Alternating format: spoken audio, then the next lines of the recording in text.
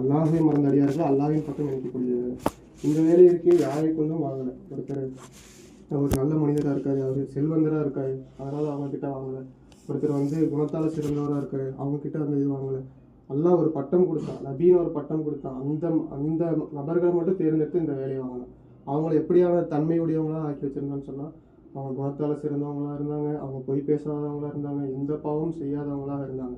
மேலும் மூசா அலைஹிஸ்ஸலாம் காலத்தில் ஹாரூன் அலைஹிஸ்ஸலாம் அவங்க நபி மூசா அலைஹிஸ்ஸலாம் துணையாக கூப்பிடுறாங்க. அப்பயும் என்ன செஞ்சாங்க, அவங்களோட பாவங்கள்லாம் மன்னிச்சு நபிமார்களுக்கு என்னென்ன தகுதிகள் இருக்கோ அந்த தகுதிகள் எல்லாம் அவங்க ஆனதுக்கப்புறம் தான் கொடுத்தாங்க. நபி பட்டம் கொடுத்து அல்லா தாலா அந்த தாவத்துடைய வேலையை அவங்களுக்கு அனுப்பி வச்சான். ஆனால் இன்னைக்கு நபி ஸல்லல்லாஹு அலைஹி வஸல்லம் உம்மத்துங்கிற ஒரே காரணத்துக்காக தவிர வேறு எதுக்காகவும் எங்கள் கையில் இந்த தாவத்துடைய வேலை இல்லை. அப்போ நாங்கள் அல்லா தாலா இந்த வேலையை எங்களை கொண்டு வாங்குறோன்னா முதல் விஷயம் அல்லாஹ்க்கு நன்றி செலுத்தணும். ரெண்டாவது விஷயம் இருக்குது, அல்லா தாலா எப்படி இந்த வேலையை செய்ய சொன்னால் நபிமார்களுக்கு சொல்லி கொடுத்தானோ அந்த விஷயங்கள் நபி ஸல்லல்லாஹு அலைஹி வஸல்லம் தன்னோட சஹாபாக்கள் சொல்லி கொடுத்து நீங்கள் அதே தன்மையோடு செய்யுங்க என்பதாக சொன்னாங்க. அதில் ஆகப்பெரிய தன்மை இருக்கே பொறுமையை கொண்டு இந்த வேலையை முதல்ல நீங்கள் ஆரம்பிங்க என்பதாக சொன்னாங்க. நபி ஸல்லல்லாஹு அலைஹி வஸல்லம் அந்த மாதிரி செஞ்சும் காமிச்சிட்டு போனாங்க. அப்போ எல்லா விஷயத்துக்கும் நபி இருக்காங்களே, ஒரு ஒரு ஒரு வசூல் சொல்லி கொடுத்துட்டு போயிருக்காங்க, ஒரு ஒரு இந்த மாதிரி ஒழுக்கங்களை சொல்லி கொடுத்துட்டு போனாங்க. இதன் காரணமாக அப்போ தான் முழுமையான அதோட நன்மையை நீங்கள் அடைச்சிக்க முடியும் என்பதாக சொன்னாங்க. அல்லாவே என்ன செய்யறான், நீங்கள் தொழுக சொன்னான், தொழுகிறதுக்கு முன்னாடி என்ன செஞ்சா நீங்கள் உங்களை சுத்தப்படுத்திக்கோங்க என்பதாக அல்லா தாலா சொல்கிறான். அதே மாதிரி ஒவ்வொரு விஷயத்துக்கும் செய்யறதுக்கு முன்னாடி இந்த ஒழுக்கங்களை நீங்கள் செஞ்சுக்கோங்க, அதன் காரணமாக நீங்கள் அதோட நன்மையை வெற்றி அடைச்சிக்கோங்க என்பதாக சொல்கிறோம். இப்போ முதல்ல நாங்கள் ஒரு தாவத்துடைய வேலையாக இருந்தாலும் சரி, இந்த தீனுடைய தொழுகையாக இருந்தாலும் சரி, நாங்கள் எதுக்காக செய்கிறோம், அதோட நோக்கம் என்ன, அதோட சிறப்பு என்ன, அதை நாங்கள் எப்படிலாம் செஞ்சால் சரியாக செய்ய முடியும் நாங்கள் தெரிஞ்சுக்கணும். இந்த கஸ்துடைய அமல் இருக்குது, ஹிதாயத்துடைய அமலாக இருக்குது. மேலும் இந்த கஸ்துடைய நாள் இருக்குது, இந்த முஹல்லாவில் அமைதி அல்லாவின் புறத்துலேருந்து அமைதி இறங்கக்கூடியதாக இருக்குது. ஏதாவது ஆபத்தான விஷயங்கள், ஏதாவது அதாபுகள் அல்லாவின் புறத்துலேருந்து இறங்கக்கூடியதாக இருக்குன்னா அல்லாவே அது இல்லாமல் ஆக்கிடுறான் இந்த கஸ்தின் காரணமாக. அப்படி இல்லை அப்படின்னா இன்னும் பின்னாடி நாட்களுக்கு அதை தள்ளி போடக்கூடியதாக இருக்கும். அந்த அளவுக்கு ஆக உயர்ந்த சிறந்த நாளாக இருக்குது. மேலும் அல்லாவுடைய பாதையில் யார் காலையிலையோ மாலையிலையோ சிறிது நேரம் போகிறாங்க, அது அல்லா கிட்ட இந்த உலகத்தில் இருக்க எல்லா வஸ்துக்கள் கிடைப்பதை காட்டிலும் சிறந்ததாக இருக்குது. மேலும் அல்லாவுடைய பாதையில் ஒருத்தர் போகிறாரு, போகக்கூடிய நேரத்தில் அவர் மேலே ஏதாவது லேசாக தூசி துரும்பு ஏதாவது படுது, அவருக்கு ஏதாவது சின்னதாக காய்ச்சல் ஏற்படுது அப்படின்னு சொன்னால் அவர் அந்த அந்த தூசி திரும்ப பட்ட இடத்துல நாளைக்கு நரக நெருப்புல அதோட புகையும் கூட தீண்டாது என்பதாக சொன்னாங்க. மேலும் எந்த உறுப்பு வேதனை ஏற்பட்டுச்சோ அந்த உறுப்பு நாளைக்கு சொர்க்கத்தில் இருக்கும் என்பதாக எல்லாம் சொல்கிறோம். மேலும் ஒருத்தர் மேலே ஒரு தூசியோ துரும்பப்படுது அப்படின்னு சொன்னால் எந்த அளவு ஒரு மேலே இந்த தூசி பட்டுச்சோ அதற்கு பகரமாக நாளைக்கு சொர்க்கத்துடைய கஸ்தூரி அல்லா தஆலா கொடுக்கக்கூடியதாக இருக்கான்.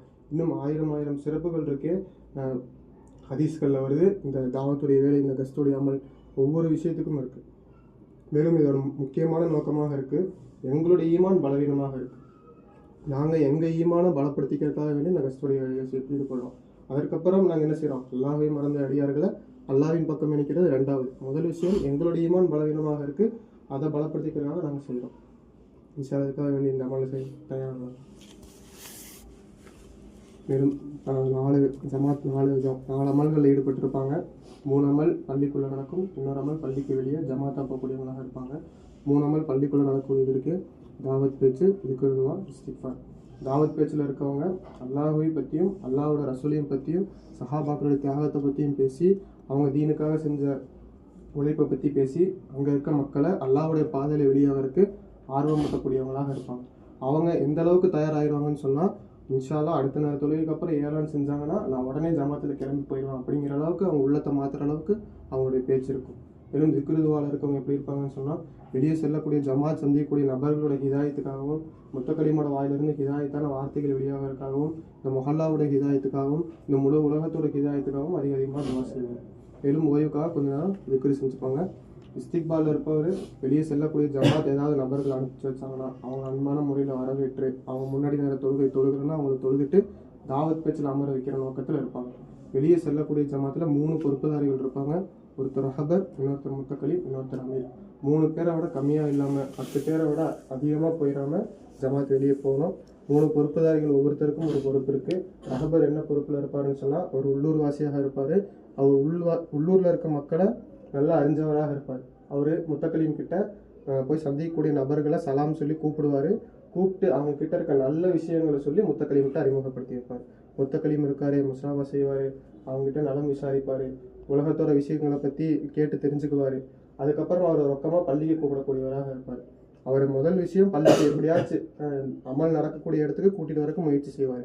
அதையும் மீறி அவர் உலகத்தோட தேவைகளை சொல்கிறார், உலகத்தோட தேவைகள் சொல்கிறாருன்னா திரும்பி தீர்வு சொல்லுவார்.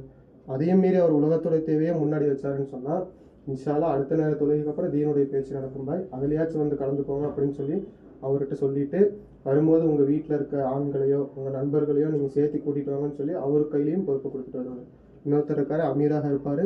அவர் ஜமாத்தை கட்டுக்கோப்பாக கூட்டிகிட்டு போகக்கூடிய பொறுப்பில் இருப்பார். எந்த அளவுக்கு பாதுகாப்பாக கூட்டிகிட்டு போகிறது அப்படின்னு சொன்னால், கோழி தன்னுடைய குஞ்சுகளை எந்த அளவுக்கு அரவணைப்போட பார்த்துக்குமோ அதே மாதிரி ஜமாத்தை அவர் கூட்டிகிட்டு போகக்கூடியவராக இருப்பார். கண்ணும் கருத்துமாக போகிறது, 2 பேரை நடந்து போகிறது, பார்வையை பெண்ணமாக போகிறது, தலையை தாழ்த்திட்டு போகிறது இல்லை, பார்வையை மட்டும் பேணிட்டு போகிறது. போகிற வழியில் ஏதாவது இடையூறான பொருட்கள் இருந்துச்சுன்னா அது பாதைக்கு இடையூறு இல்லாத வண்ணமாக ஆக்கிட்டு போகிறது. சொல்லுவாங்க, ஒரு ஜமாத் இந்த வழியாக போயிருக்கு அப்படின்னு சொன்னால் அந்த இடத்துல ஒரு பாதை உருவாகி இருக்கும், அது சுத்தமான பாதையாக இருக்கும். சொல்லுவாங்க, இந்த வாரத்துடைய இந்த கஸ்துடைய நாள் இன்னும் இந்த இந்த இந்த இன்னும் நடக்கலை அப்படின்னு சொல்லி அந்த பாதையை பார்த்து தெரிஞ்சுக்குவாங்க. எதன் காரணம், இந்த இடையூறான பொருள் இங்கே இருக்குது, அதனால் எந்த ஜமாத் இந்த வழியாக பயணமாகலன்னு சொல்லி தெரிஞ்சுக்கிற அளவுக்கு சஹாபாக்கள் அந்த வழியில் போனாங்கன்னா அந்த வழியை ஆக்கி வச்சிருப்பாங்க. அப்போ அதே மாதிரி நாங்களும் பாதைக்கு ஏதாவது இடையூறான பொருள் இருந்துச்சுன்னா அதை விளக்கிட்டு போகிறது, இன்னும் திக்கு ஃபிக்ரு சுக்குரு சபருங்கிற 4 தன்மைகளோடு போகிறது. கடை வீதிகளாக இருந்தால் 4ஆம் களிமா, தெருக்களாக இருந்தால் 3ஆம் களிமா வகிக்கிறது. ஃபிக்ரு நபி ஸல்லல்லாஹு அலைஹி வஸல்லம் எந்த கவலையோடு இந்த வேலையை செஞ்சாங்களோ சஹாபாக்கள் அதே கவலையை எடுத்துகிட்டு இந்த முழு உலகத்துக்கும் போனாங்க. இப்போ சஹாபாக்கள் எந்த கவலையோடு இந்த வேலையை செஞ்சாங்களோ அதே அளவு கவலையோடு நாங்களும் இந்த வேலையை செய்யறதுக்கு முயற்சி செய்யுது. அதுக்கப்புறம் அல்லாஹ் நபிமார்களை கொண்டு வாங்கின வேலை, அதுக்கப்புறம் சஹாபாக்களை கொண்டு வாங்கின வேலை, இப்போ எங்களை கொண்டும் வாங்குறான். எந்த தகுதியும் எங்களுக்கு இந்த வேலையை செய்யறதுக்கு இல்லை. ஆனால் அல்லாஹ் தேர்ந்தெடுத்துட்டா, அதனால் நாங்கள் இந்த வேலையை செய்கிறோம். அதுக்காக அல்லாஹ்வுக்கு அதிகமாக நன்றி செலுத்திட்டு போகிறோம். அடுத்து சபர். அல்லாஹ்வே குர்ஆனில் சொல்கிறான், தொழுகையை கொண்டும் பொறுமையை கொண்டும் என்னிடத்துல உதவி கேளுங்க என்பதை அல்லாஹ் சொல்கிறான். அப்போ யார் அல்லாஹ் கிட்ட பொறுமையோடு இருக்காங்களோ அவங்க அல்லாஹ் அதை விட சேர்ந்து அல்லாஹ் தஆலா அவங்களுக்கு ஆக்கி கொடுப்பான். அப்போ நம்ம சந்திக்கக்கூடிய நேரத்தில் முன்பின் ஏதாவது மக்கள் பேசிடலாம், அவங்க உலகத்தோட சூழ்நிலை இருக்காங்க, அவங்க குடும்பத்தில் ஏதாவது பிரச்சனைகள் இருக்கலாம், அவங்க வியாபாரத்தில் ஏதாவது பிரச்சனை இருக்கலாம்.